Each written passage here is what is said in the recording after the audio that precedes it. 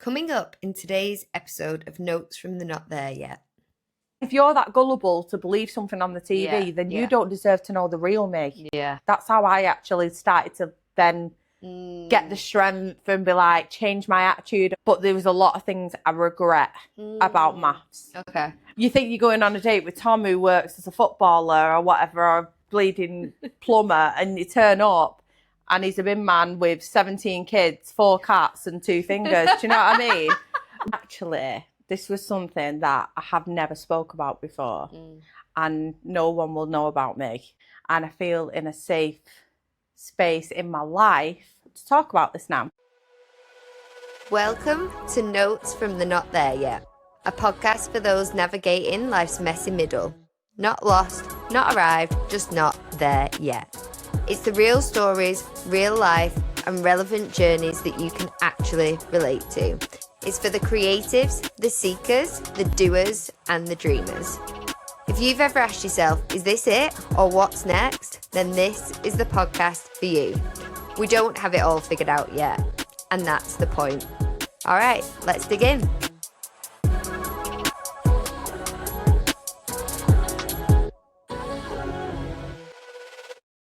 Hello, and welcome back to Notes from the Not There Yet podcast, a space for anyone navigating life's messy middle. Not lost, not arrived, just not there yet. A lot of people will remember the moment, a full room of cameras, an envelope in a hand, and Holly Ditchfield writing one word, leave. She said she remembered who she was.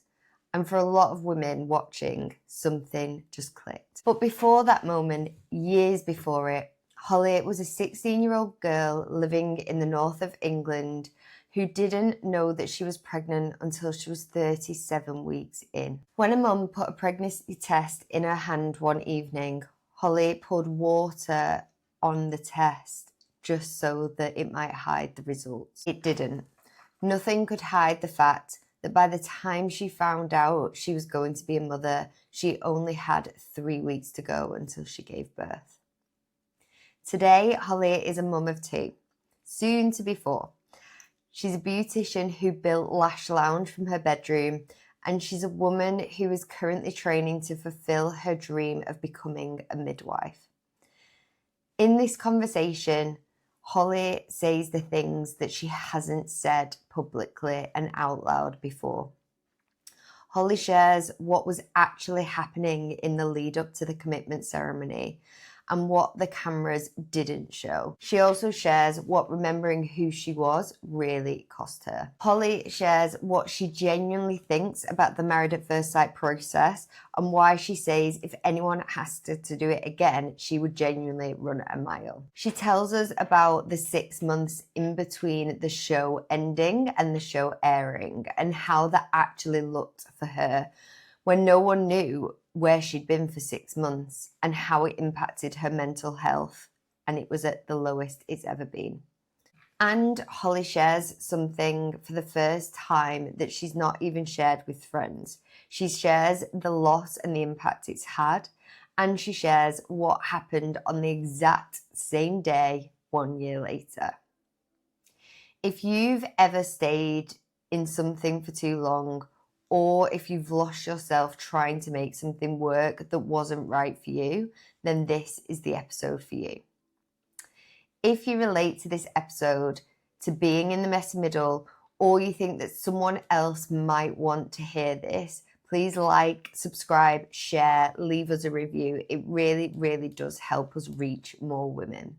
All right, let's dig in.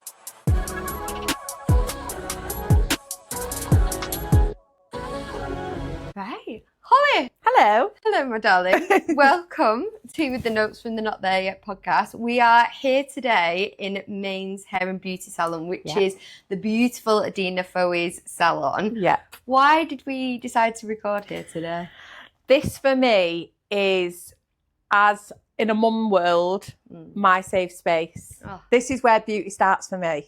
Yeah. So I've been coming to Adina for nearly probably a year and a half, 2 years. And this is where I come when I just want to take a little bit of time out from home, get my hair done, get my nails done, and just reboot. Nice. So this is why. It's so important having like that space as well. I think as a woman as well, sometimes we don't prioritize like that enough to have that like safe space to come and just like.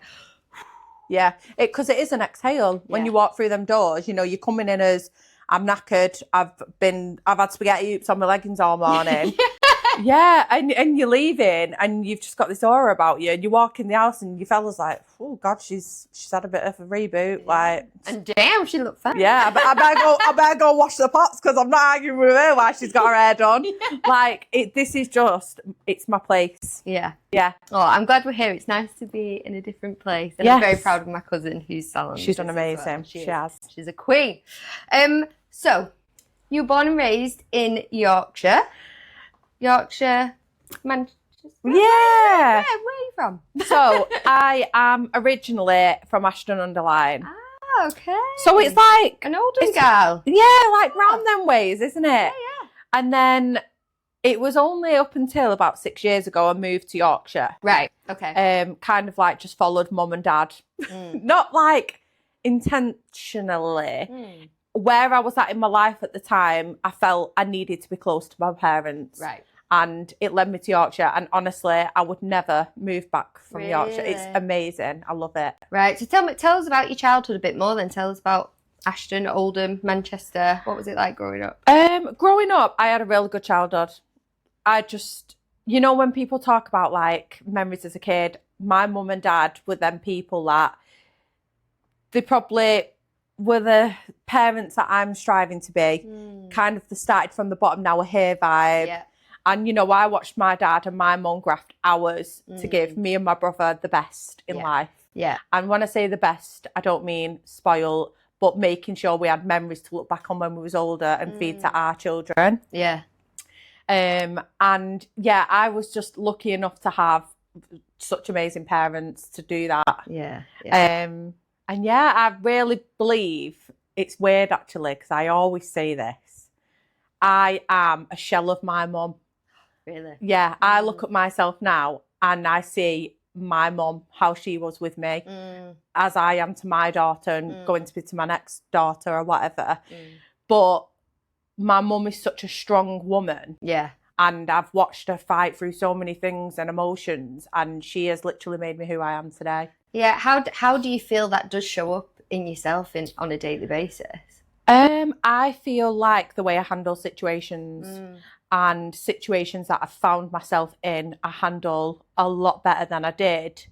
Obviously, you go through times in your life, don't you, where you have to learn. Yeah. So there was times in my life where I didn't handle things great. I was an emotional wreck. I probably, mental health spiraled out of control, but I always kept it going. Yeah. And that's what my mum does. You know, you can hit rock bottom, but you always get back up. Yeah, yeah. And that's what I did. And do you feel like you've always kind of had your mum there to like lean on as well, and she's just like your safe space? Yeah, but do you know what I love about my mum? Do you know, like, she's not wiped in a term, she's not wiped my ass. Yeah. But she's catched me in a way that she's made sure I had myself as well. Yeah. And I'd rather that over anything. Like you built your own strength, but like through her as an through her, yeah. Well. Yeah. Like it was kind of like well, if she can do it, I can do it. Yeah, yeah. And that was with a supportive husband. You know, my dad is one of the best men. He's probably made dating really hard for some men for me because I'm like, you don't treat my mum like, yeah. So well, that's a good thing as well, though. Absolutely. That means that your standards are going to be high, which is as you should be. Yeah. Yeah. And, you know, my brother, he's really respectful of his wife. But my mum, you know, she still held her own with a supportive partner by her side. Yeah. So I stand on that. She's made me my independent woman vibe. Love it. Yeah. What a woman. What a woman. Go on, Kat. Fuck it. You had an interesting childhood, let's say, as well. So you became pregnant at 16 years old. I did. Not only did you become pregnant at 16, you didn't find out until you were 37 weeks pregnant. It was a whirlwind. I can imagine. And here we are now. And here we are today. Take me back to that moment when you found out, because you know 37 weeks, you've not got much of a run up there. Like, talk us through that moment. I just remember you know, I didn't have a great time in school, hated high school. Went to college, and I feel like college was where my mum and dad thought, she's going to strive. Yeah. I was interested. I loved the subject.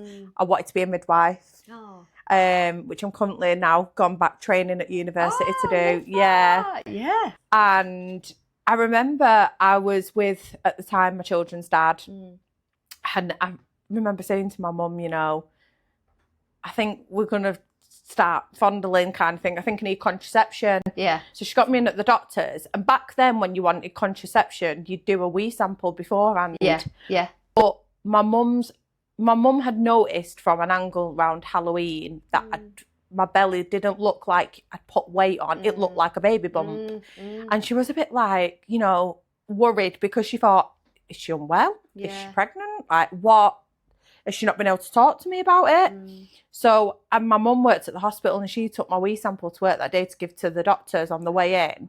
And she thought, you know, I'm just going to check on. Yeah. And it straight away, big bulging line. No. And I got home from uni that day, from college that day, and she said, just do this test for me. And I was like thinking, she's crazy.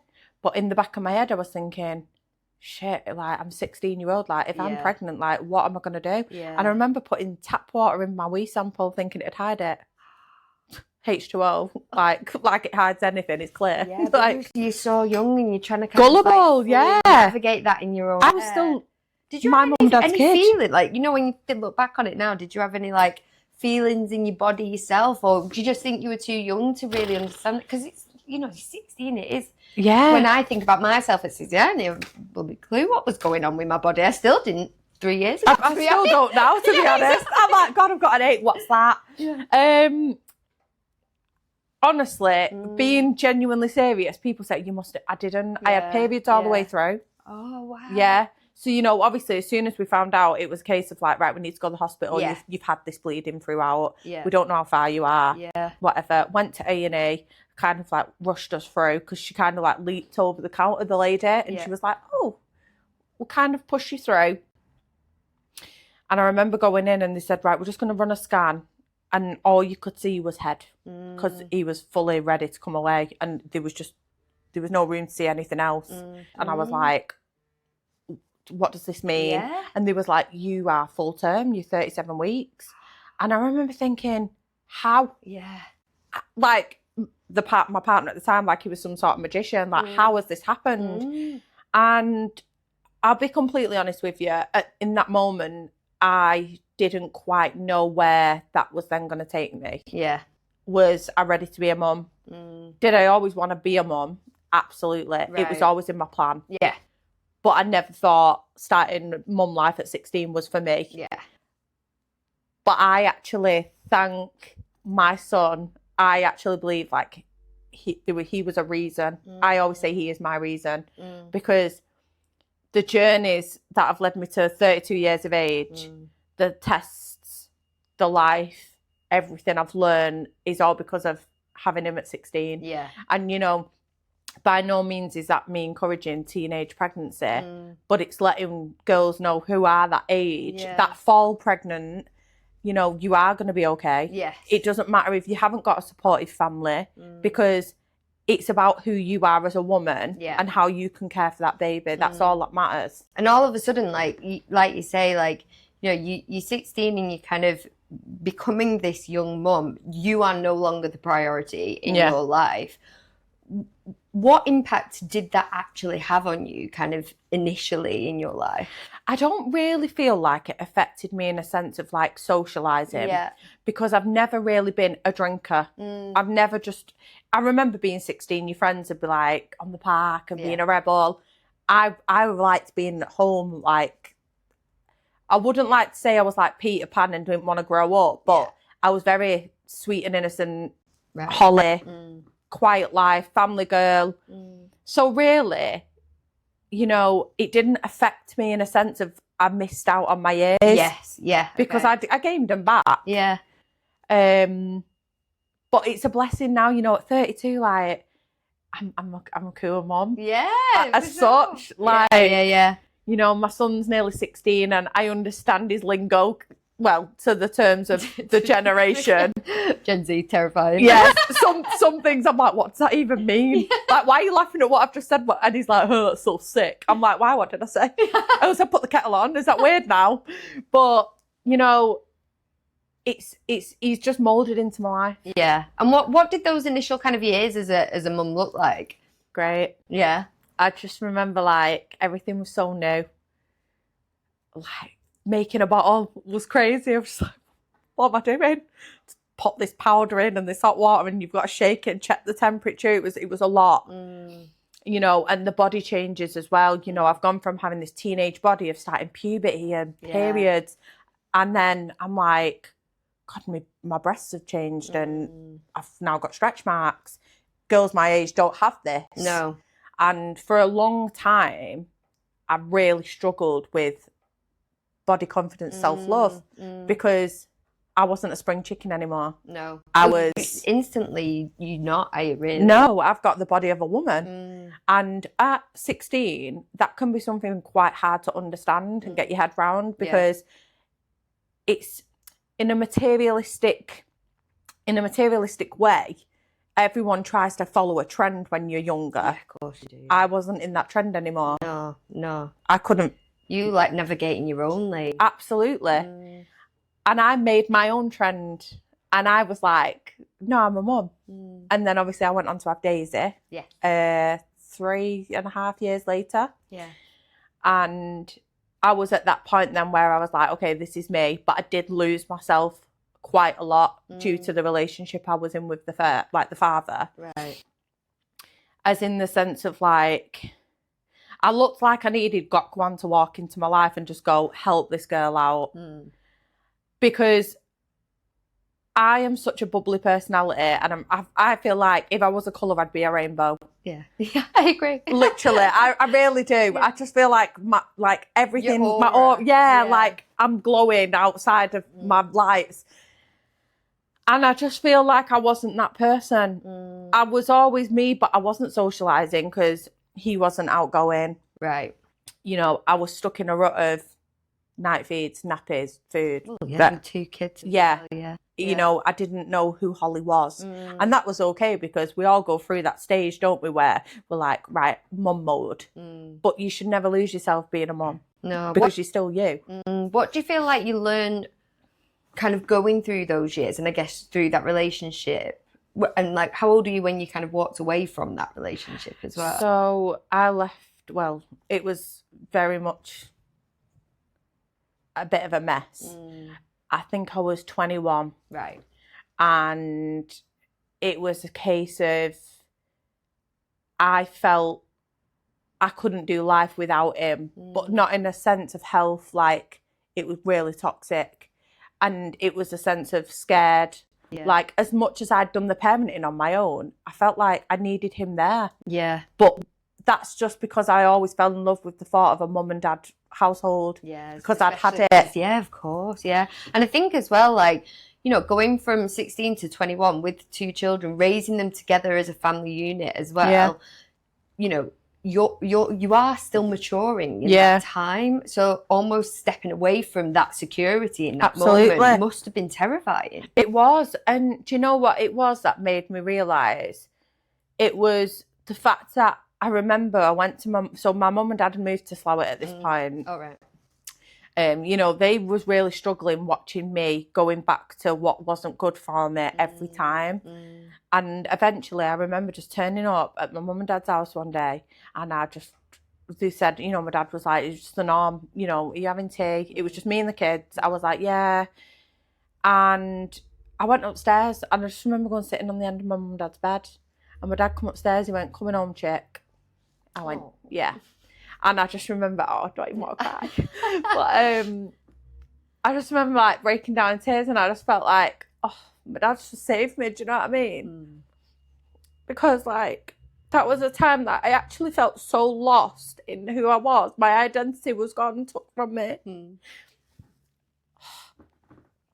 Like, my mum and dad are so special to me, because like I've gone back to about my mum, as much as I've fell in the past, I've always had to kick myself up on my own. Yeah. and they've always been there. Like, however hard it's been for them to sit and watch, like they've never failed me. No. And I just remember my dad was like, right, it's fine. My bedroom's getting renovated then. And my dad went straight out. He bought this big bloody bed. I've never seen a bed as big as this in my life. You could sleep like the royal family could have all slept in it. And me and the kids, you know, we shared this bedroom for, I think it was just short of a year. And then the house come up for rent round the corner, and I went and viewed it with my dad. And I remember going in, it was just before COVID hit. And he went, do you like it? I went, yeah. And he went, that's it then. And I'm literally a 2-minute walk from my mum and dad's, and I still am now. Yeah. And that's when life really started to elevate for me. Yeah. Because I was able to shut the door on someone I didn't know. And yeah, it was just, I remember them words will never leave me, like, coming on now, chick. Yeah. Like, that'll never leave me.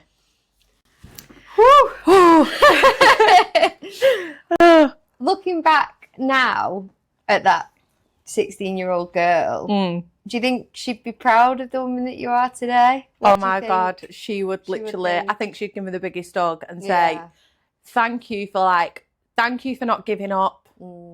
It's so easy to give up. Yeah. Like, do you know when, say you're doing like a crossword or something, or game of Sudoku, and you don't know the answer and you're like, oh, I give up. Yeah. But sometimes, like, just a little bit of patience, a little bit of time, and a little bit of struggle, it actually takes you to a place, like, that you'll look back and think, I have become someone that I never thought I could be. Yeah. I'm so proud of myself, and I don't say it out loud enough. I feel like I have this year, but I'm so proud of who Holly is. And there's so many people I thank for it, but I thank who I am as well. Yeah. I know I'm a good person. As you should. Yeah. What do you think would have surprised young Holly most about who you are now? Probably the last 3 years of my life. We'll get to that. Yeah, I feel like that's one that I can't answer right now, but I will in the next 5 minutes. So, you're 21. Yes. One of the things that potentially people don't know about you before TV life is that you actually had a really successful business, the Lash Lounge. So you built a business from your bedroom, essentially. I did. So not only were you navigating kind of being a young mum with 2 children, you moved to Yorkshire and kind of started your new life, you also had your business. So talk to us just a bit more about kind of how that started and why you chose like self-employment. Because it's hard. I actually look back and I remember it took a lot of willpower, because I remember when I told my mum and dad I was going doing a course at the college round the corner in beauty, my mum was like, no, you're going to be a nurse, because she still wanted me to be what I always wanted to be. Yeah. And I still went, as Holly does, I put my heels in the ground and I'm like, no, I'm doing what I want to do. And I went to college, I did a night course in beauty. I trained in facials, and then I paid for a private course to do lashes. Right. Somehow I fell in love with it. Yeah. It's the most technical, impatient job, but I fell in love with it. It was just me at the time. It was Holly. It was what fitted in well. It made money. It paid the bills. And it worked around being a mum. Yeah.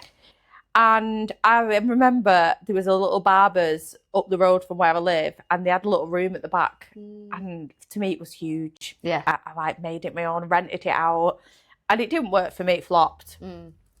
It was just too much outgoing for what I was bringing in, because I had to build a client base up in Yorkshire. Yeah. And then one day, one of the girls from the salon who'd come there to me said, babe, can you get me in? I'm at this party later. And I thought, I've not got anywhere to do it. Yeah. I thought, do you know what? Naff it. I'm great at what I do. I'll do it on my bed. It don't matter where they're lying. Yeah. They're still leaving looking gorgeous. It don't matter. Yeah.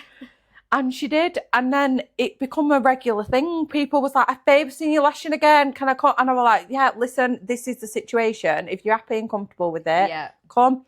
It started off people coming in the pajamas. I was making, it's that comfort. It's like what we said at the start. It really is. Homely and comfort, and you're getting like the treatment that you want. It's like you being at home, having your lashes done. Yeah. What a great vibe. Yeah. I'd say have a nap. Babe, I had girls come to my room and be like, babe, I think I'm pregnant. I'd be like, toilet's there. And they'd do a test and I'd sit there with them crying in my hands going, what am I going to do? I'd be like, you're going to be fine. Listen, I've got spare bag of baby girls back there. Like, we're going to get through this. I think I'm an auntie to about 17 girls, Lash girls, mum, and babies. But I just fell in love with it myself. You know, the kids would be in bed some nights. I'd be working till gone 11:30 at night. But I needed to. Yeah. I needed to make a living. Yeah. It was me, myself, and I. Of course, mum and dad were in the background, but there's something my dad always says, right? And I hate it when he says it. I go, no, don't say that. He goes, I'm not always going to be here. And I go, you are. But I know he's right. But in my head, in a sense of anybody who's lost a parent, I always believe your parents are always with you, no matter what, on earth or not, in spirit. They're always with you. And that's why I always say, you'll never leave me. And, you know, my dad and my mum as well, they're both very work. Right. So dad's really successful. Mum, she's a grafter. You know, she's got a really good job. So I've been around two very strong people that have pushed me to, like, you hustle. If you want something nice in life, you work for it. It's so much more appreciated than being handed it. Yeah. And if I borrowed something, I always paid it back. Yeah. And some people, you know, I'd see my friends like, oh, I don't have to pay my dad back, but I liked that I had to. Even if it left me without that week, yeah, I felt like I paid for it then, maybe just needed that little bit of help. Yeah. And yeah, some nights literally were like 11:30 at night. I'd be clocking off and I'd be thinking, wait, no, I'm not even on my tea. It's so impressive, like, and, you know, again, like, kind of when you're navigating that with two young children, and being able to kind of welcome people into your home, like, the weeks must have been pretty chaotic. Yeah. Like, what do you think a typical week, like, looked like at the time?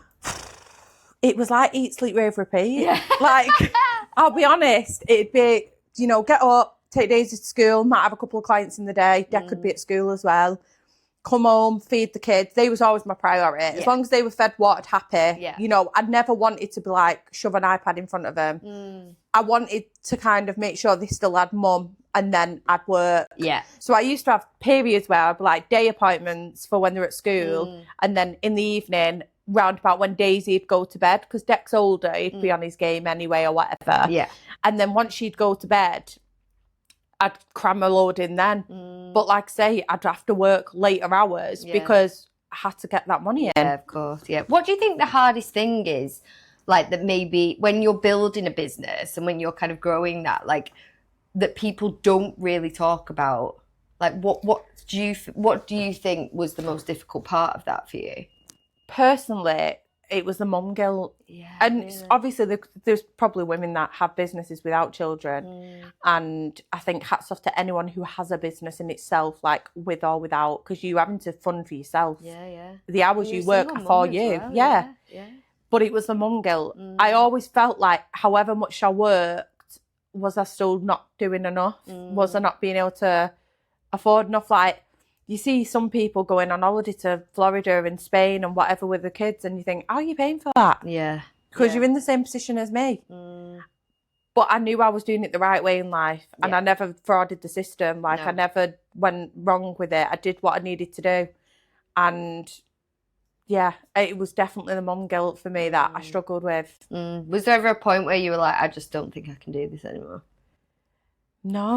I kept going. I'm like that. Yeah. You fight through. Like, I'm a born fighter. Like, I might cry. Yeah. But crying's an emotion. Yeah. You know, I was speaking to Joe before, the lovely Joe who did my nails. And we was having a conversation about mental health. And I said to her, you know, true mental health is silent. And it is. And it shouldn't be, because you cry in silence. I don't cry out loud because I need pity. I cry in silence because I'm trying to heal what I want to fix myself and not have someone else fix for me. Yeah. And the thing with mental health, I feel like it needs to be out loud because it is silent sometimes. And sometimes that can be dangerous though. Yeah, absolutely. And I feel like there's so many people that can be saved or helped or just feel better about a situation by being vocal. Yeah. But because it's, you know, now mental health is such a big thing, isn't it? Yeah. I hear the word anxiety, ADHD more times a week than I put the kettle on. Yeah. Because it is real. Like, it is a genuine thing. You know, my partner now, he suffers with really bad ADHD.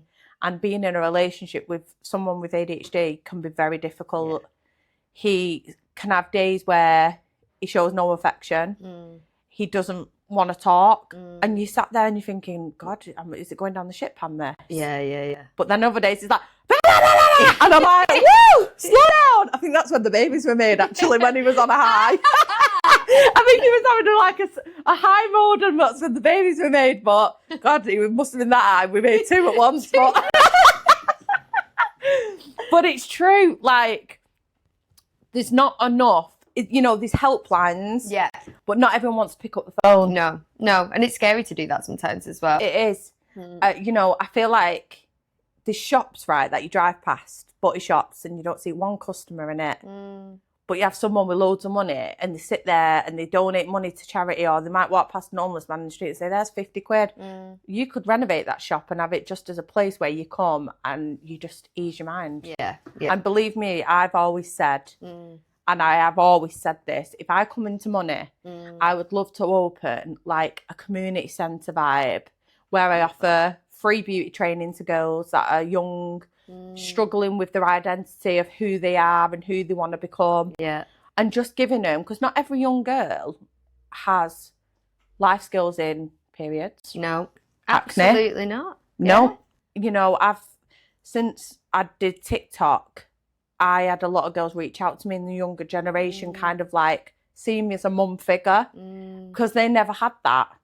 But then you've got to think how that will then affect them growing up and older and an attachment to their own children. Yeah, absolutely. So, yeah, I don't know how we've got here, but... No, I like it though. Yeah. But it does bring me on to like my kind of question, because I think, like you say, like a lot of women, sometimes they don't realise what they're fully capable of until they're in this situation. So for you, you know, I'm sure you kind of didn't realise what you were capable of until you were in that position where you had to fight, you had to build that business, you had to do what you had to do. What do you think your, I guess, advice would be to other women that are potentially kind of thinking that they're not strong enough to achieve something, or they're not strong enough to start their own business? Do you know what? It's the big persona, like, is it persona about qualifications now to get a job? Yeah. Like the perception of like you have to have this to get a job. You need this, you need that. You don't.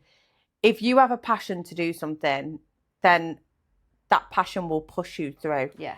Whether you've got a baby that needs feeding every 2 hours, you will fit that one client in between that baby. Yeah. Whether you are knackered or not, you will be knackered for 2 years to stack to get to a comfortable point when your child's a bit older and can be at nursery.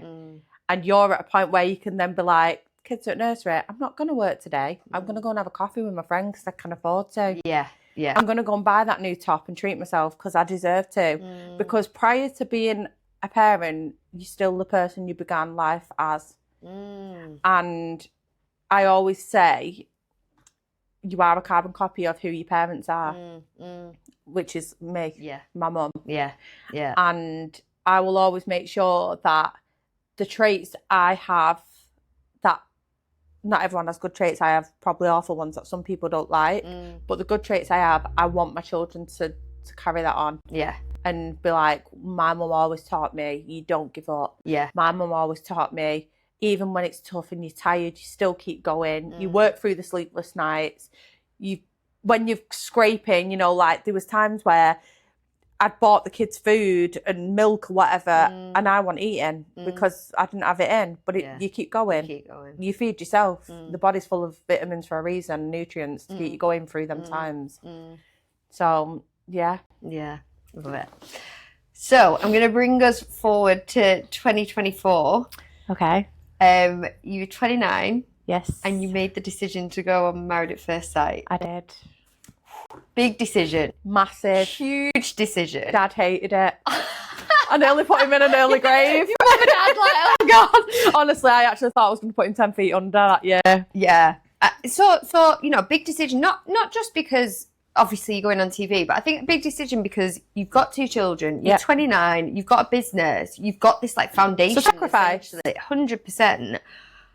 I want to understand, kind of away from the press, away from all the pressure of the time, like what is the real answer as to why you decided to go on Married at First Sight? So alongside lashing, I started doing TikTok in COVID. Yeah. Which then drew someone to contact me from the production team from Maths to contact me to ask me to go on. Right. But why did I go on? It's something I could have gone, yeah, right, put the phone down. Yeah. But I have always I've always loved the word love. Yeah. I've always wanted to be in love. I've wanted to feel love. Don't believe I was in love with my children's dad. I feel like I was young. Yeah. I kind of was put in a position where it was like, right, game head on, this is what we're doing. But my mum and dad's love is the love that I always pictured for myself. Yeah.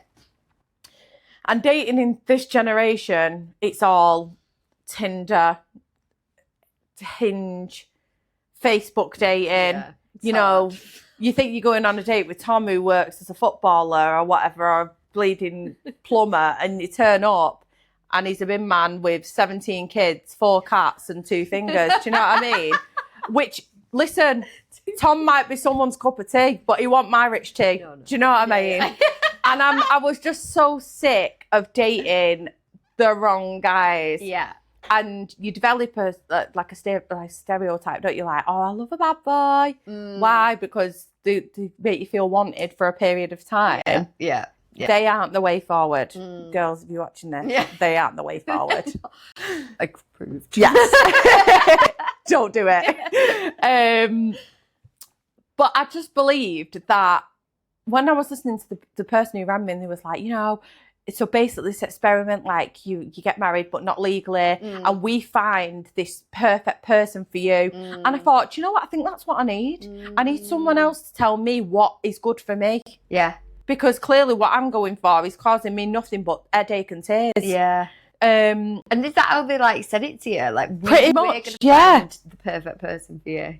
I respectfully, like, I've said it before and I'll say it again, you are love bombed by producers that you're going to meet the love of your life. So before you've even met them, you feel completely attached to this person. It's crazy. Did you, before you had that day, did you speak to them, know anything Nothing. At all? Didn't know where he was from, nationality, age, name. It was honestly like going into a shop and eating from a pick a mix. It's like a dolly mixture. I mean, at least you know that there's going to be eggs. Like, pick a mix. You don't know. Well, that's the thing. It was definitely. I don't even know what the word would be. It was a risk. Yeah. And it was a risk I'm glad I took. But there was a lot of things I regret about maths. Okay. I quite often on there seeing snippets of the old Holly that I didn't like. Yeah.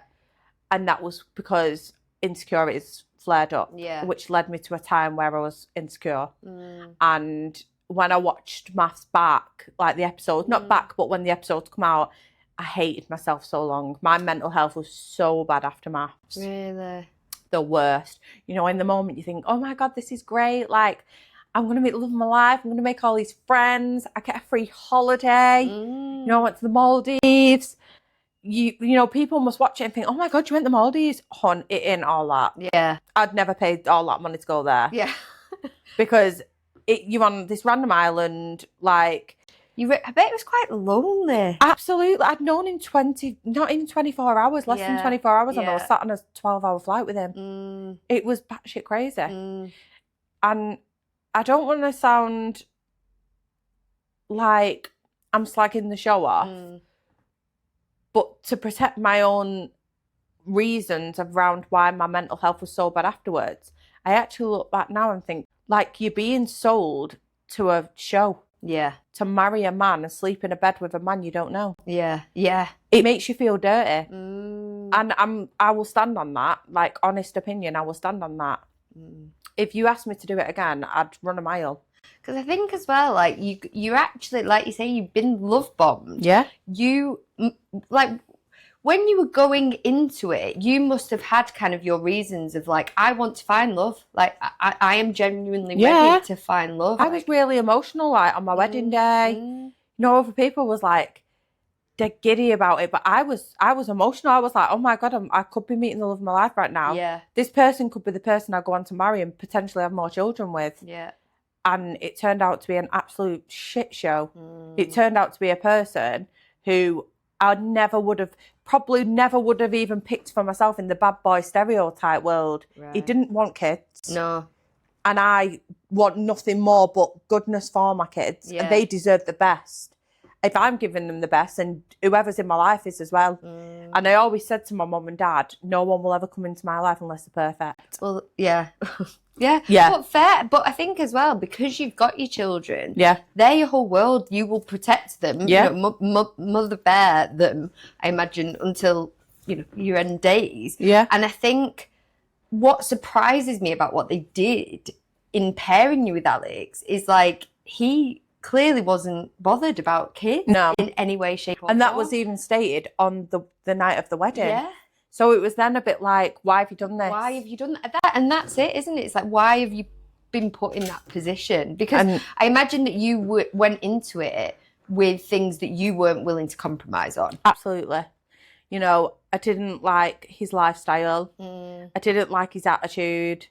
It flared a lot of, like, insecurities and trauma from my past relationship. I also didn't like how he allowed me to be in situations which made me vulnerable and took advantage of that to credit himself. He's just someone I wouldn't even look at in the street. Yeah. And that's no disrespect to Alex, because to someone else he could be perfect. Yeah. But he wasn't my perfect. Yeah. My version of perfect, people say, told I can answer.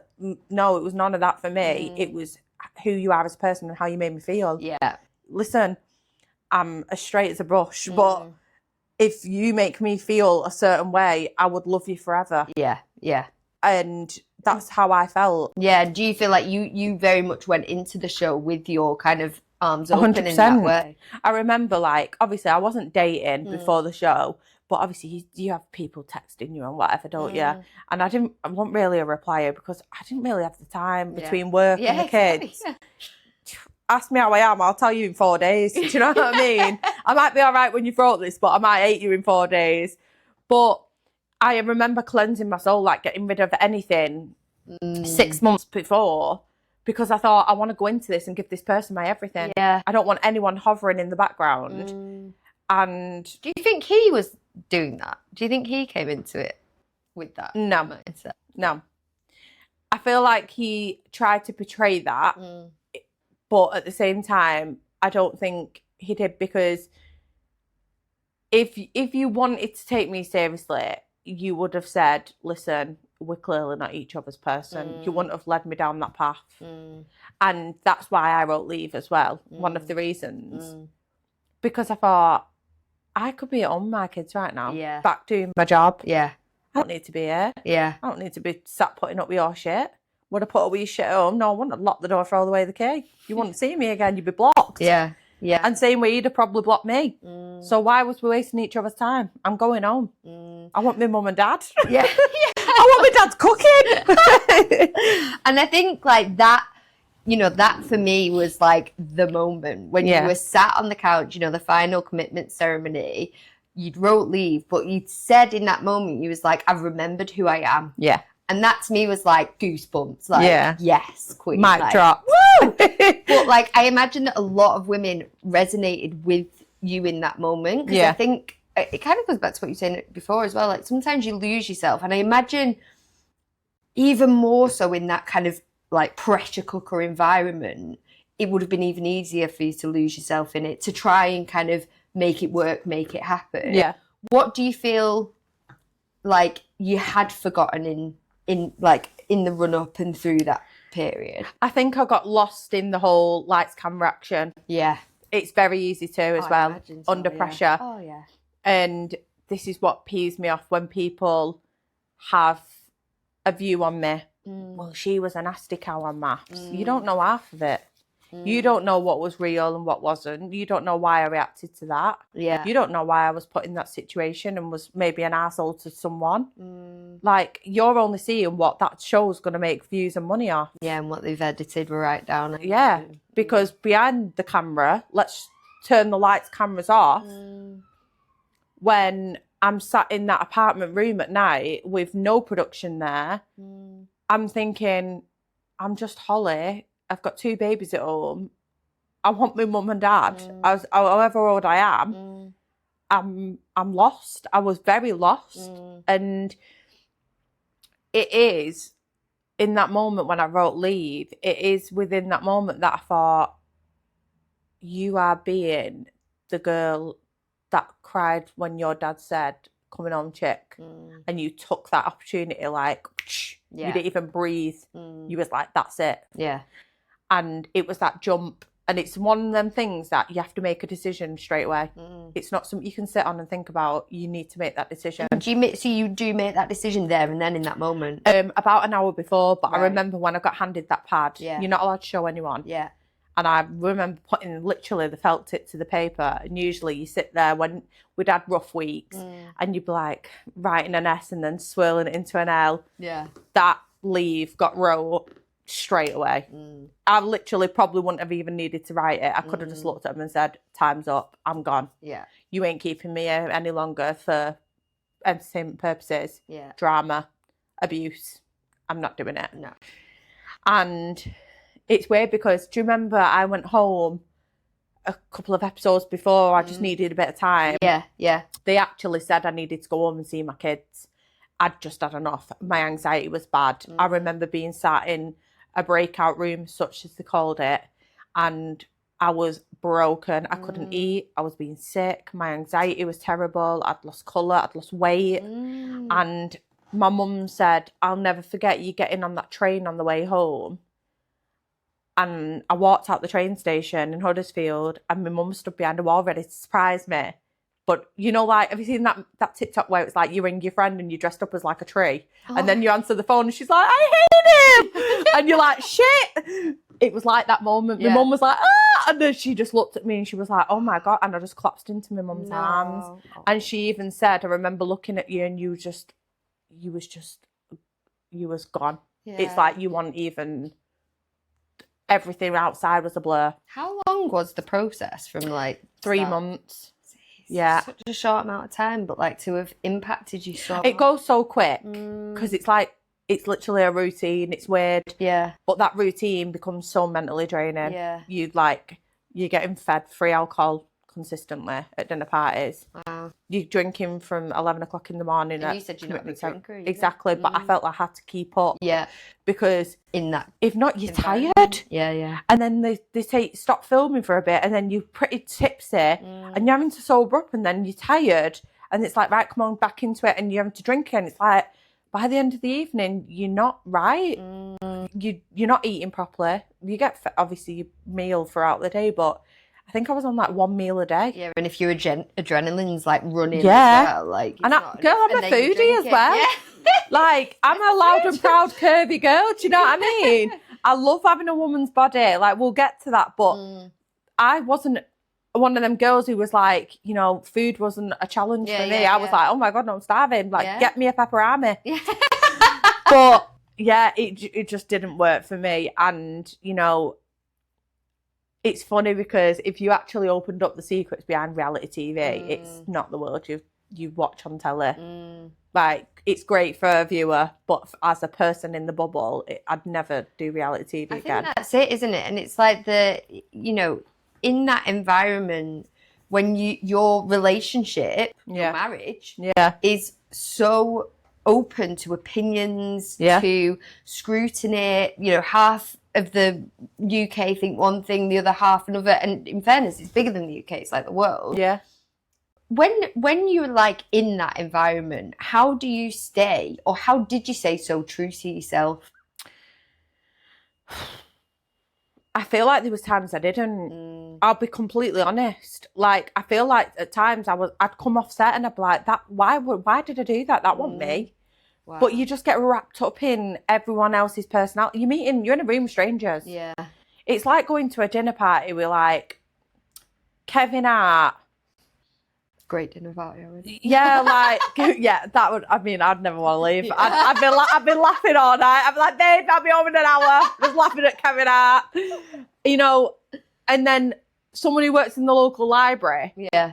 And then Archbishop of Canterbury, like, you've got all these different personalities in a room. And they're all kind of going through the same thing, though, as well, but like navigating it in their own But we all way. deal with things differently because of our past traumas. Yeah, yeah. It was literally a crime scene.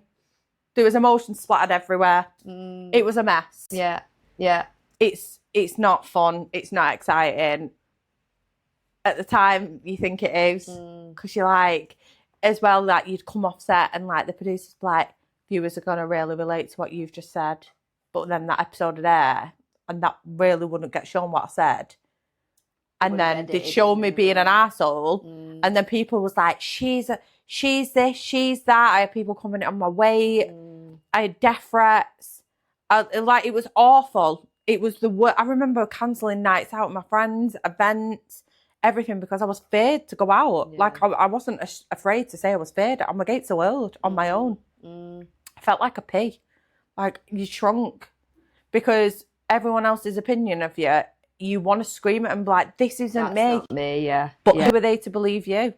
But then at the same time, who are they to have an opinion of someone that they don't know? Yeah. In the grand scheme of things on a TV show. Exactly. Yeah. And if you're that gullible to believe something on the TV, then you don't deserve to know the real me. Yeah. That's how I actually started to then get the strength and be like, change my attitude of like, kind of respectfully, like, piss off kind of thing. Yeah. You don't sit at my table, you don't deserve to eat with me. Yeah. Kind of thing. And it wasn't in a big-headed way. No. It was in a, I've got to get my fight back. Yeah, I've got to remember who I was before I did this. Absolutely. And I did. And I feel like in that moment you did. Oh, girl. Yeah. I was like, if it wasn't words and it was actions, it would have been a click, click, click, click, click, and a walk. The words did it though. It was so strong. It was such a moment. Yeah. What did you feel when you have said you know your mental health was at an all-time low when you finished it, and we'll talk about that in a minute, but in terms of like looking back on it now and on the whole experience, like what do you feel like you really learned about yourself? I believe that I've learned I'm stronger than I think, even when I go back to that old place. I can be put in a room with anybody and everyone and I will blend like a chameleon. I can adapt to any situation, which I think is an amazing trait to have in life. Superpower. Yeah, it is a superpower. Yeah, I love that. Yeah. It's a superpower. It is. I might get a chameleon tattooed on me. Please do. It might have to be that. Spontaneous tattoo time. You know, it's shown me that life is all about winging it. I can't say I've ever followed the book. Look at me. Yeah. Look at me. Like, I am living life the way Holly needs to live it. And I actually said before, I was put on this earth to just do what I needed to do. It's going to be one of them, when the day I die, which I hope I live a very long, healthy life. But it's going to be one of them. Guys, don't be upset because I came and I conquered. Yeah, you did. I did what I needed to do. I understood the assignment because shit did I. I wrote a whole book of my life without pen to paper. Yeah. And the book's still not even finished. No, but it will be, and I can't wait to read it. Oh, well, I mean, you'll probably need a lifeline because it's still going on for a while, girl. We've still got plenty of pages to fill. And with love, yes. And we'll come on to the current situation. But when you left, what were your thoughts on love? Like, I was game over. Yeah. I was drained. I thought, oh, done with that. The thought of a guy texting me was like, I was like, everyone talks shit. I just thought, you all talk shit. You're time wasters. And then you also got the show aired, and then it's like, are you talking to me because you want a bit of time? Yeah, exactly. Because then kind of coming out of the show, they always say, don't they, like, you know, once the camera lights go down, once everything turns off, you're then left with the scars of like what you've gone through essentially. Yeah. You've still got a story to write yourself. What was that pressure? I mean, you just said like your mental health was not in a good way. So what did that actually look like in reality when you were starting to navigate life again? Well, you stop filming. Yeah. And then you come home and then the show didn't air for 6 months. So 6 months? 6 months. So no one knew anything. Oh my God, that's insane. I couldn't tell anyone that I'd just been on a show. Yeah. Because no one knew I was cast. I didn't realise it was that long. Yeah. That's mental. So when it actually come to airing, it's like... You're exhausted. I'm not mentally ready for this. Yeah. Because you kind of build yourself up for it airing when you're in there because you're like, right, heat of the moment. And like you say, your mental health was like at an all-time low out of it. Then you've got to wait 6 months for it to air. You don't actually know what's going to come out. No one to lean on. Trying to wait till that goes past. Because that's kind of what my life was like, an emergency. It's sirens! It's come because I'm talking about this. He's thinking we might need the defibrillator for this one.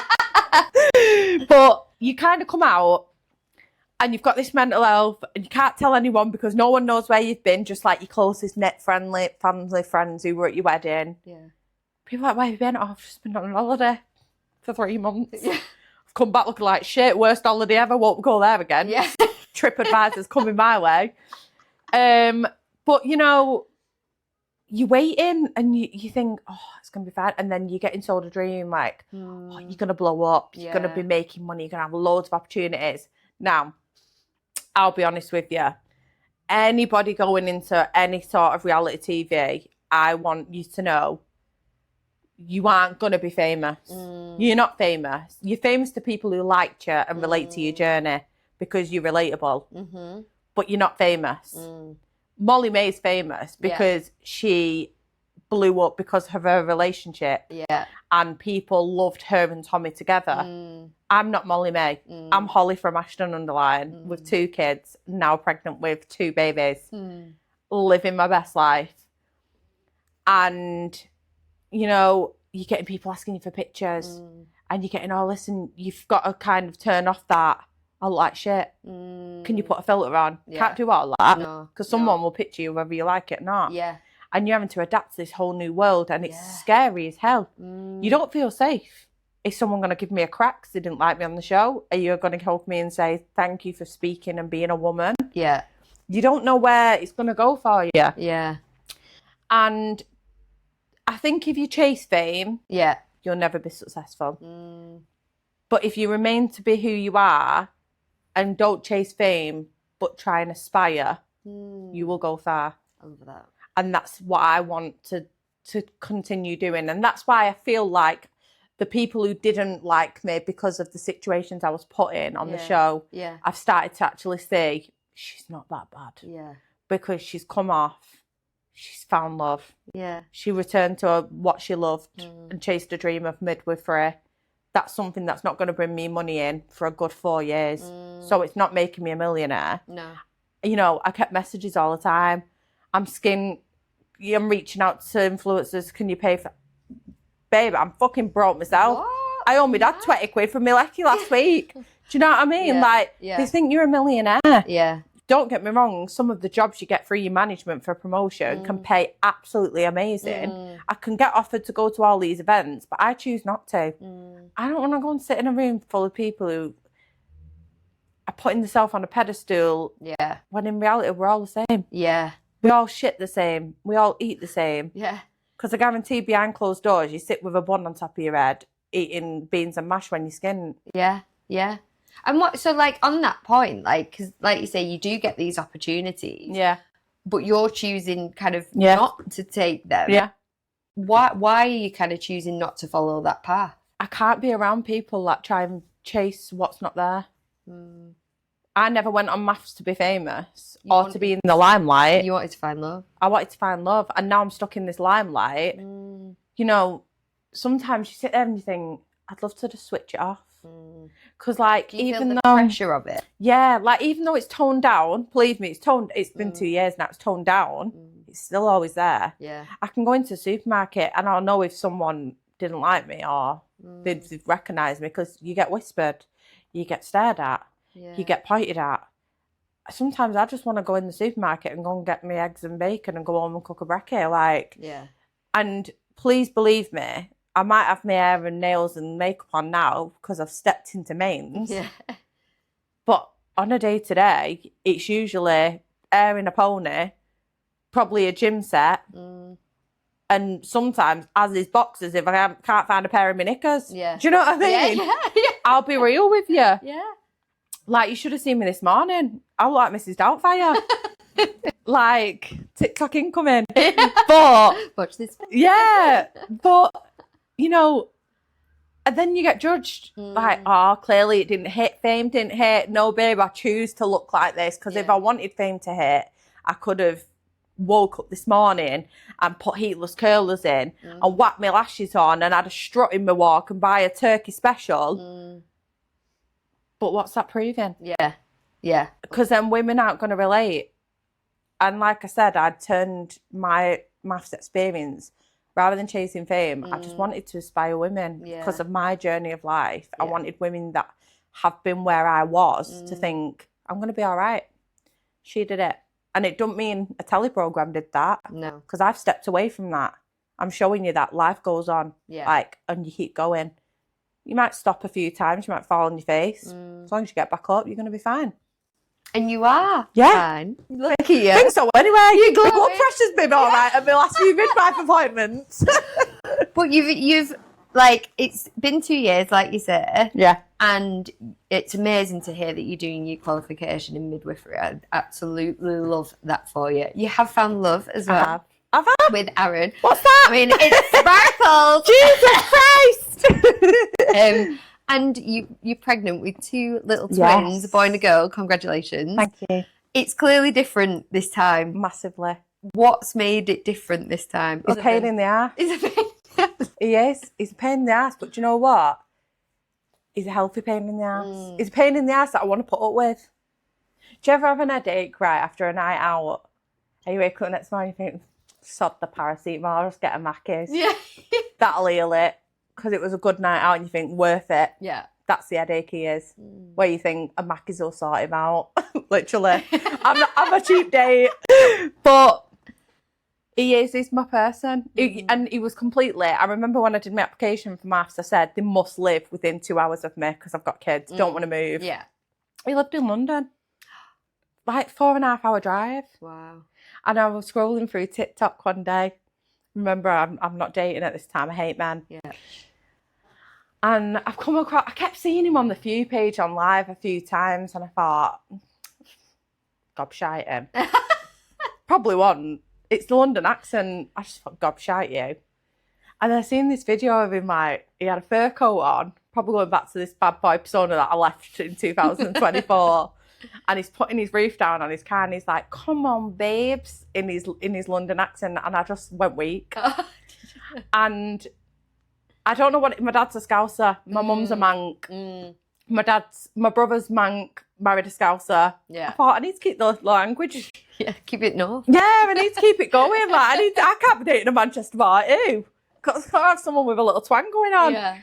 And I thought, fancy you. And I remember going in his live and some girl called Chloe, she's lovely, bless her, she obviously watched maths, knew who I was. And I went in his live and he'd had a bit of drama with someone and I'd commented something like, I can't remember what I said, and I got blocked. And I thought, oh, well, that was a waste of freaking fancying you. Do you know what I mean? This is why I don't date, get blocked. What? So anyway, Chloe was like, that's Holly from maths. And he was like, I never had a girl in my maths class called Holly. Anyway, she was like, no, it's a TV programme. So I got unblocked. And I went back in and he was talking. I didn't write then. I thought, no, I'm not writing again. I might get disappeared again. So I tested the waters and he was talking about, he was coming off live in a minute because he was going out for tea with his friend and he didn't know where to eat. So I slid in the DM. Oh. I took You slid in the listen, DM? I grabbed them big balls and I thought, we're going in, Charlie. If it's happening now. And I just slid in and I put, White Go Wagamamas. And he was like, might do. What would you get? Or where would you eat? And I was like, I love a Wagamamas, but when I come to London, I get a Wingstop because there's not one near me. And he put, well, you'll have to shout me next time you're down. Yeah. And I'll take you for a Wingstop. Well, that were it. Yeah. It were Romeo and Juliet to the nines. We didn't stop speaking then. well, we're here now. Yeah. It just flowed. Yeah. Then it went to him having my number. Then it went to a FaceTime. And then we moved very quick. Within a week, we'd met. I think it was within a week or two, we'd met. We didn't want to leave each other. I actually knew when I met him, I thought, I love you. Yeah. Like, I actually love you because you've made me feel this little feeling in my belly that I've never had before. And it's not one of them feelings that come when you can excite it. It's a feeling that's like, shit, like, you're making me feel a bit sick, but butterfly sick. He was, what's the word? He was infectious. I wanted to be around him. Yeah. And, you know, you always have that in the back of your head of like, he loves bombing me. Yeah. That's a fear. Did you feel that, like, did you Yeah, I had kind that of really fear. have that fear? But not like I would in the past. Yeah. He made me feel safe. And then after 3 or 4 days, it was like we couldn't be apart. And he just said, fuck this, I'm coming to yours. And he drove to mine and he stayed. And then everything kind of progressed. And then we had a bit of a disagreement when he went home one night. And he tried to get hold of me and I blocked him. I was a right arsehole. There's too much power in that button sometimes. Oh, yeah, there is. That button does wonders. It just control a bit of silence, so I do like that for that reason. And he turned up at my house at like 3 a.m.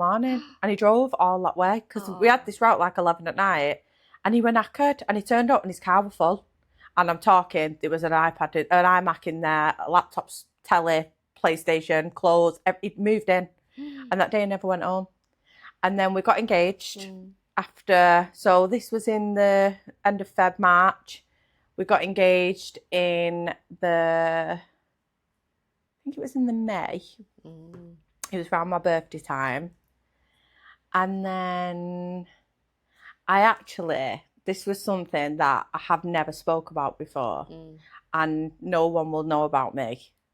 And I feel like I was speaking to Adina before and I feel in a safe space in my life to talk about this now. So in April last year, I had a miscarriage at 11 weeks pregnant. And I didn't, my heart's, the mic, you can probably hear my heart going bum, bum, bum, bum.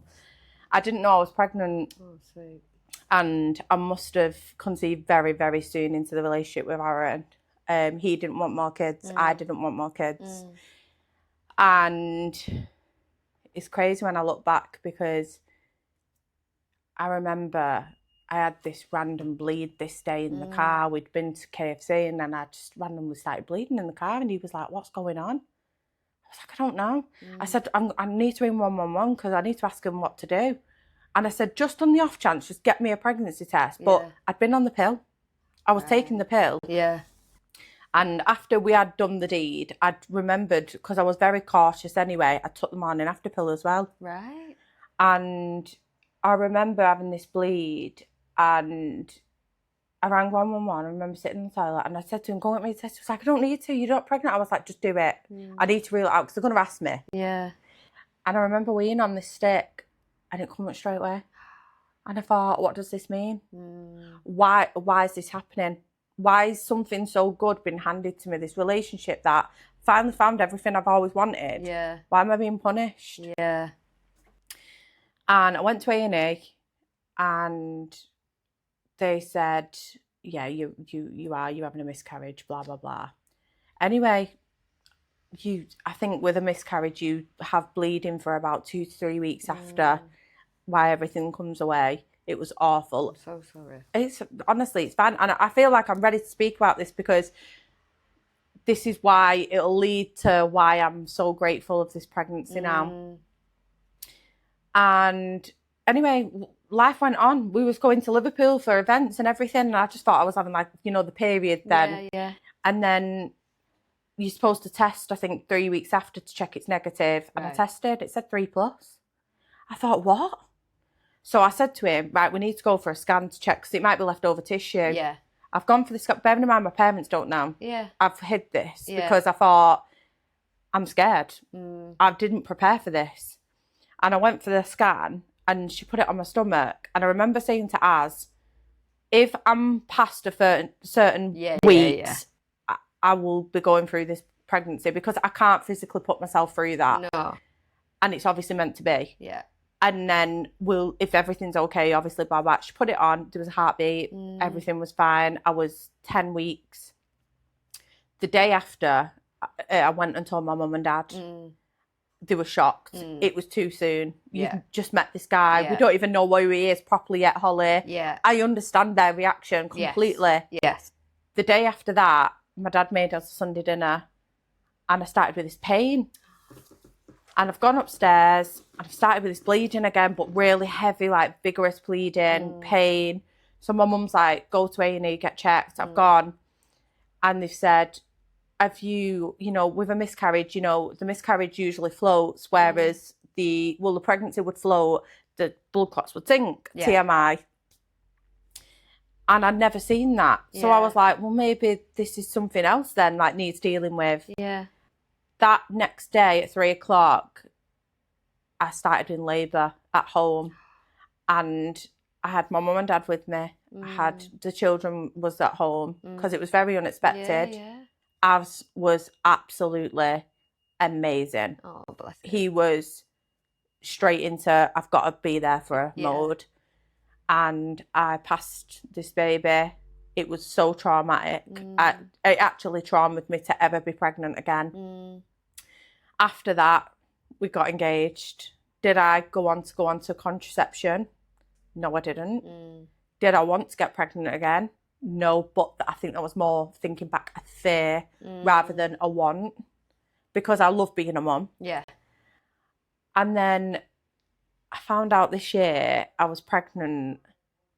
And the day I found out I was having twins at 6 weeks, it's because I started having some bleeding. I went for a scan. Right. And they told me I was having twins. And I looked on my memories on my phone. It just come up while I was in the waiting room after they just told me I was having twins. Yeah. It was to the exact day that I'd passed the baby the year before. Oh my God, it's giving me goosebumps.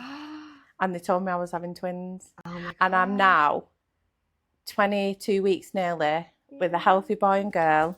It has been a very, very tricky pregnancy. Yeah, I imagine. I've been in and out with bleeding, but I've just had the norm hematomas. Yeah. They're really common in pregnancy. Yeah. Women, don't always be feared if you have pregnancy bleeding. It doesn't always mean the worst. If something's meant for you, it will stay in your lane. And never distract what is meant for you as well. Let it be. Peace will land where it needs to land. And that's why this pregnancy means so much to me. I feel, number one, I feel like this pregnancy was sent and a twin was sent to me. Number two, the fact of the stars that aligned. I found out with this pregnancy I had a bicornated uterus, which means it's heart-shaped. Apparently that really shortens your chances of even conceiving. So the fact I've even gone on to have 2 children beforehand. Yeah, it's amazing. Yeah, and they said that leads to why I'd have had a miscarriage as well, because you have to have a lot of observation. I didn't know I was pregnant. I was going out doing whatever and wherever, like partying and eating what I couldn't eat. I was on the pill. Like, I was just doing everything that you shouldn't. And in a way, I feel so guilty. But it wasn't my time. It wasn't our time. Was it meant to disturb our relationship if it had have happened? Would we not be together now? Do you feel like you're stronger as a result of what happened? Oh my God, like, my mum, like, when I had this bleeding, I was in hospital, like, a few weeks ago, my mum was like, how you're being is making me and your dad relax. You usually would be spiralling, Holly, which I would. Yeah. I'm so, listen, this is what it's meant to be. If it's meant to be, it will be. And there's always that fear there. Yeah. But I know, and I mean this, and I mean not a lot of people believe in spirituality and stuff like that, but I'm being guided through this pregnancy. I've got my healthy pregnancy bracelet, $5.99 on Amazon. There you go. Listen, $5.99 on Amazon. But I am being guided through this pregnancy. These babies, they are meant to be here. They are meant to come into this world. I'm so excited to be a mum again. Yeah. Az is going to be an amazing dad. He is literally the laziest sod ever. But if I say to him, I want a bounty, he'll go and get me a bounty. And he is my person. And I can't wait to unlock that next chapter of life of mum and dad together. Yeah. Because he's amazing with my other children as well. Yeah. So, yeah, I'm really excited. And so grateful and blessed to be having not only one baby but two. And I know it's, for a lot of women, it's a really big struggle to even have a baby. But never give up. What is meant, there was always a way around it, and there's always a way through it. Listen, if you can't cross that bridge, we'll go under it, round it, knock it down, we'll do whatever we need to do. You get there. Love it. Yeah. I feel like having listened to your story that you've shared today, and you've just been so open, it's been incredible. There's like two sides to Holly. Yeah. Or there's two narratives, let's say, rather. There's the narrative that I think most people will have seen, which is the teenage mum. Yeah. You know, got pregnant at 16, and the woman that's gone on married at first sight and has had a bad relationship in the public eye. Yeah. And then there's the Holly that is this powerhouse, is this incredible mum to her children, is someone that's found love and found her person, is, you know, the woman that built a business from the ground up. But it feels like the two do exist. Like, yeah, of course. Which do you relate to the most? Or is it like both? Both. Because both of them people together are who I am now.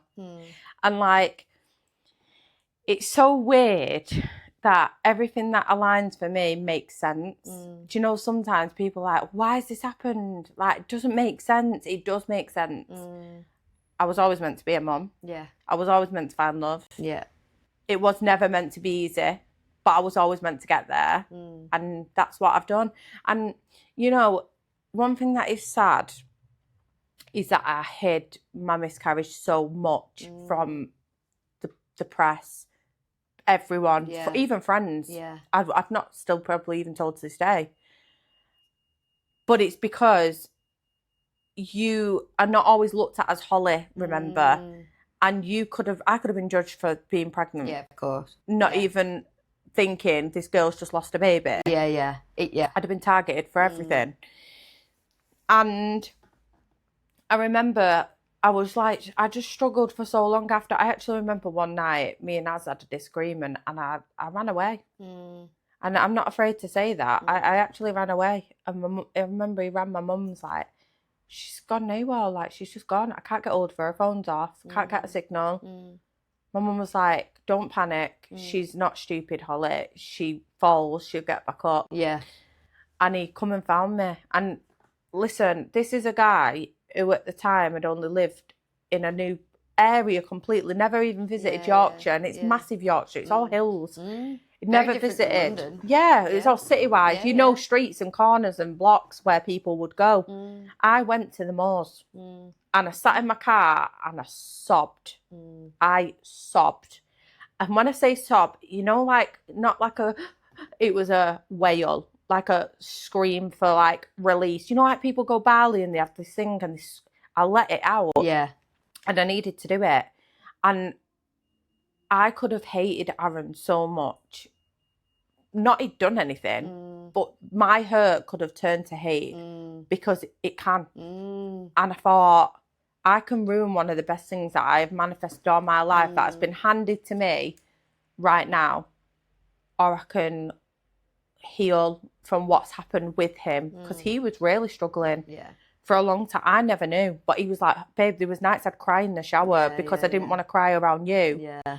And when I found out about this pregnancy, he didn't adapt. He's even said to me, like, I'm so sorry, but I can't connect with the fact you're pregnant until I know everything's okay. Yeah. Because I'm feared, Holly, to have this took away from us again. Yeah. And now, obviously, like, he's like, oh, the kicking, like, we go to Scam Scare, it's dead cute, like, whatever. But, you know, you hide so much of your life because you're scared to be judged. But this is why I'm now, like, I want people to understand, like, I am a normal person. Like, I still go through things that other women go through. Yeah, I'm not bionic. Like, you can hurt me, you know. Yeah. Throw something at me, it's gonna hurt. I'm not made of steel.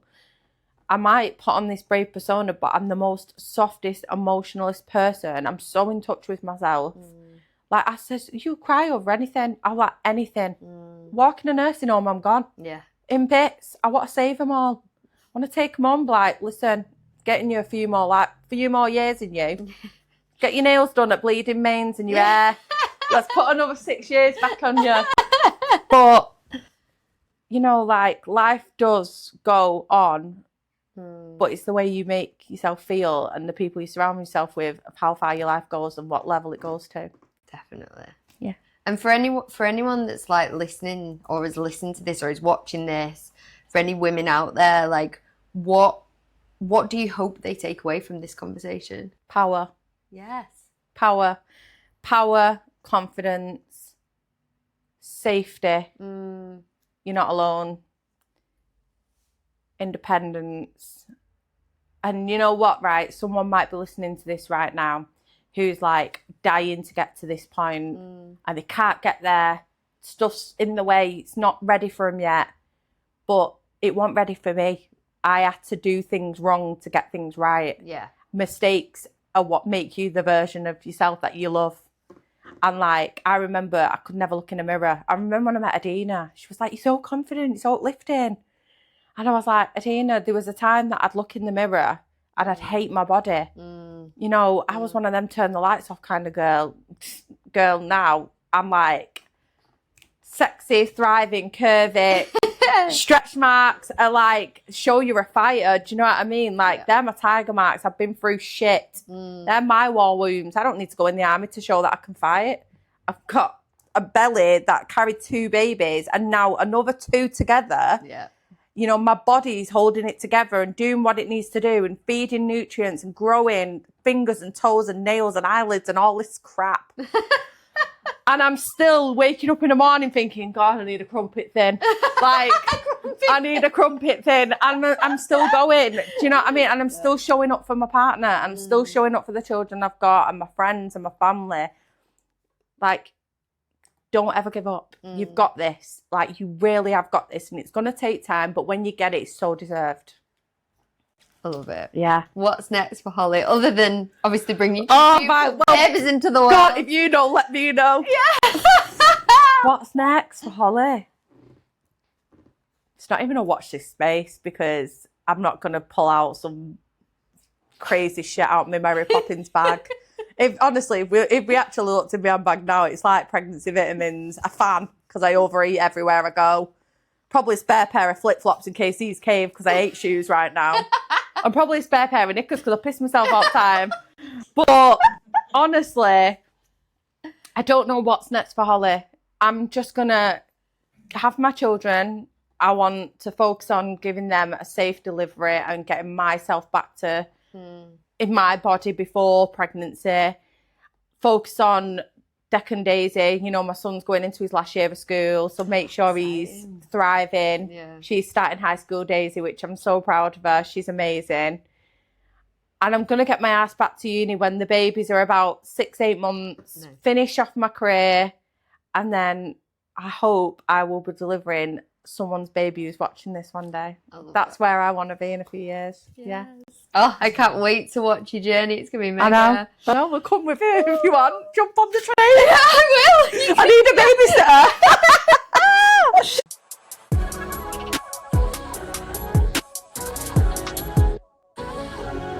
Right, quick fire. Yes. Are you ready? Yeah, let's go for it. What is one beauty treatment that you'd never try yourself? Oh, that's a good question. Ooh, spicy. Well, it could go 2 ways because I react to bloody everything. Of course I do. Of course I do. It's just another thing in the mix, isn't it? So probably would be, I would never do an eyebrow tint because I'd look like I've been stung off a beehive. But, and this is no disrespect to anybody who enjoys them things, but I'd never get filler again. Right. Yeah. I've had filler, but I'd never get it again. Okay. I love I think being who I am and being in touch with myself, I had to strip myself back to Holly, love who that was before trying to add beauty on. And I've learned that beauty can be just so little. Like my hair, Adina, she gets it every time. She knows what I'm like. I always end up throwing it up every day because I'm just reckless. But when I do want to look gorge, she knows what style. She knows to give me a bit of shading, colour, whatever. She's just brill. My nails, I've now switched to Biab. Joe has given me my new Biab journey and I'm loving it. I've actually got... They're stunning. Yeah. You've done such a good job. Honestly, I feel like one of them women who sit there like, you've pissed me off. Like, it's giving Like Dr. Evil. Like it is. Yeah. I'll always go to my lash girl, Labby, but you know, even then, like, that's my personality, my lashes. But I don't need to plough my lips and put filler in my face, and it's no discrimination to anyone who loves that stuff, because sometimes some people just, that's their way of enhancing what they love about their self. Yeah. And it's not that they're being fake. It's they might have something that they love, but they just want to make it more prominent, and that's them. Yeah. So that would be it. Nice. What is a TikTok song that's stuck in your head right now? Oh, From this week. Well, I blame ads. It's that. I don't even know what it's saying, but he walks around humming it, or I hear it, and it's always the background of an Arsenal advert. I don't know what that one is. What's he even say? It's just an annoying sound, if I'm honest. TikTok, don't hate me for saying that, but it bugs me. But it's there. It's there. Stuff. I'll be having a wee and it'll be going to the flow with my pig. Like, I'll be like, what is going on? So I'm making a music video out of this. Oh my god, amazing. What is something that you believed about loving your 20s that you've changed your mind on now? Oh, I like that one. I always thought love, right, was marriage, a ring on the finger, someone who held your hand in public, things like that. I always thought it was a show rather than something behind closed doors. And it isn't. Like, love's, that's all materialistic. They're things that money pay for, or that just should naturally happen. I believe that love is how a person makes you feel about the person you are. If they can accept you for your flaws, but they're not flaws to them. Like, I'm a pain in the ass. If someone can love you for being a pain in the ass and bear with that and still wake up every goddamn day and fight for that family, and you are the biggest pain in the butt ever, that's love. They'll always be there. Can take the piss out of you. Can wake up at man and go, God, your breath smells like shit. But they'll still give you a kiss. That's love. That is love. Love that. Love that. Married at First Sight or Love Island? Neither. Both need counselling. Yeah. Jesus Christ. Ask me about MasterChef. I'll go there. MasterChef are like... British Menu, Great British Menu. No, I'm great at celebrity catchphrase. Oh, wow. Get me on that. Yeah, I'll earn a bit of money for some charity. Fun. Yeah. That'd be really fun. I mean, Az and me do a bit of... Every night, 6 o'clock, BBC One, yeah, we're off. Nice. But then we have a bit of a disagreement. Like, he's like, oh, I could win this, could go on this. I'm like, mate, I'll just give you the answer. Do you know what I mean? I helped you in with that one. But yeah, definitely none of them. In the bin. If you could have a brew with anyone living or gone, who would it be? Oh. Do you know what? It wouldn't be anyone. Do you know, like, people say, oh, I'd love to go to a dinner party with like Kevin Hart, like Chris Brown. Nah. I would love a cup of tea with my nanny. I'd love, because my grandma, my mum's mum, she seen me as a mum, and my nanny never got to see me as a mum. And I used to basically, literally, in the 6-week holidays as a kid, would live at my nan's. My nan would be like, bring them here. She lived in Liverpool. Bring them here, I'll sort them. Got everything we wanted. Go to the farm. We're never in. Never in. I'd love to sit down and say, how did I do? Yeah. Did I do it right, Nan? Like, you never left her house full. You'd always go home. You'd always pull up at her house and you knew she'd have scones in the oven. But I'd just love to be able to see her outlook on me as a parent, and I know she'd be dead proud of me. Yeah, she would. And I know she's with me. I know she's here all the time. I know everyone in spirit world who I've lost, who I've loved, is with me, because there's no way, as much as I'm bleeding Holly and I can get through anything, there's no way some things are very questionable that happens in my life, and there is no way I've done them. I'm not a magician. It's them, 100%. I think she'd be very proud of you. Thank you. And finish the sentence. Right now, I'm not there yet, but I'm working on. I'm not there yet, but I'm working on. I'm working on making sure that women who feel they're not enough, women who have been through a life that they don't want to say out loud and they fear that hasn't been related to anyone else's experience, that they get there. And that's what I'll continue to do. So using social media.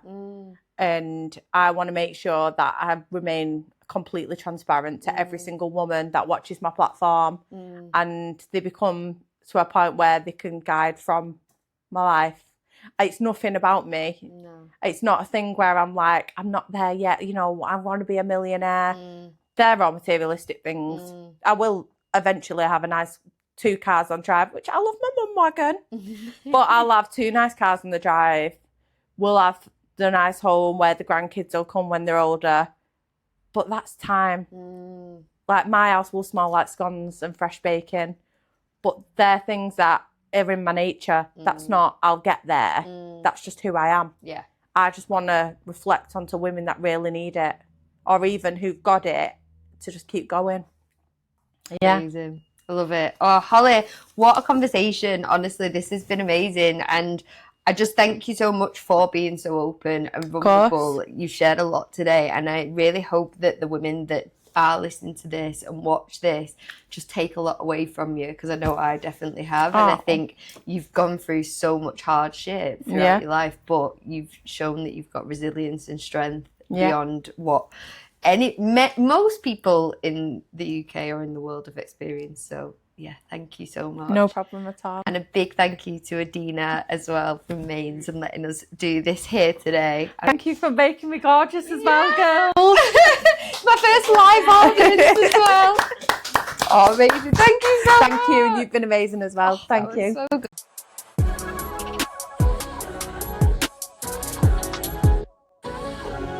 Thank you for listening to this episode of Notes from the Not There Yet podcast. If you like this episode, please give us a follow or a subscribe. It means the world. You can also check out the website notthereyetproject.co.uk or follow us on all your major channels at Not There Yet Project. All right, we'll see you soon.